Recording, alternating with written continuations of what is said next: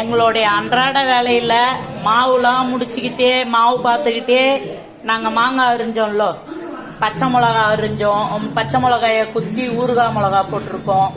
இது பச்சை மாங்காய் ஊறுகாய். இது பச்சை மாங்காயும் பச்சை மிளகாயும் ஊறுகாய். இது இனிப்பு பச்சடி.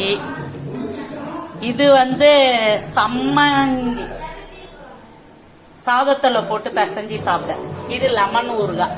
இனிய சனிக்கிழமை சாயங்காலம் இவ்வளோ வேலையும் நடக்குதுங்க. எங்களுக்கு மட்டும் ஏங்க வேலை இருந்துகிட்டே இருக்கு.